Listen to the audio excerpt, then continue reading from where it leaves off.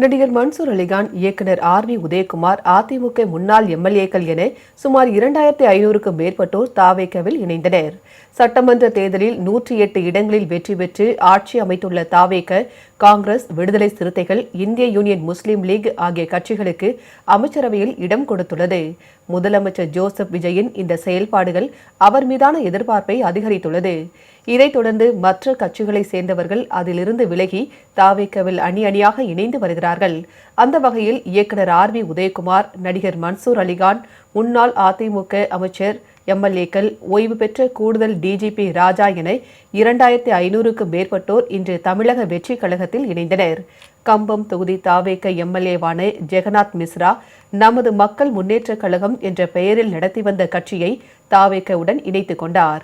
சென்னை பனையூரில் உள்ள தாவேக தலைமை அலுவலகத்தில் நடைபெற்ற இணைப்பு விழாவில் பேசிய அமைச்சர் ஆதவ் அர்ஜுனா, தாவேகவில் இணைந்தவர்களுக்கு உரிய அங்கீகாரம் அளிக்கப்படும் என்று தெரிவித்தார். மற்ற கட்சி மாதிரி நீங்க வந்தா இது கொடுக்குறோம், அது கொடுக்குறோம், இப்படி கொடுக்குறோம் அப்படிங்கிற ஒரு வியாபாரம் செய்யக்கூடிய கட்சி தமிழக வெற்றி கழகம் கிடையாது.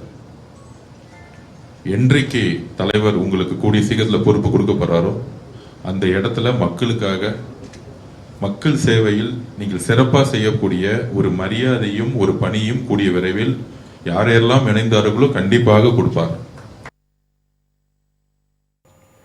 செய்தியாளர்களுக்கு பேட்டியளித்த நடிகர் மன்சூர் அலிகான், விஜயின் கரத்தை வலுப்படுத்த தாவேகவில் இணைந்ததாக தெரிவித்தார். தமிழகத்தின் நிரந்தர முதலமைச்சராக விஜய் இருப்பது உறுதி என குறிப்பிட்டார். நாளைய தமிழகம், இன்றைய தமிழகம் எப்போதும் மிகச்சிறந்த முன்னேற்ற பாதையில் பயணிக்க, ஆண்டாண்டு காலம் வெற்றியை நோக்கி பயணிக்க முதலமைச்சர் ஜோசப் விஜய் அவர்களின் கருத்தை வலுப்படுத்துவேன். நன்றி.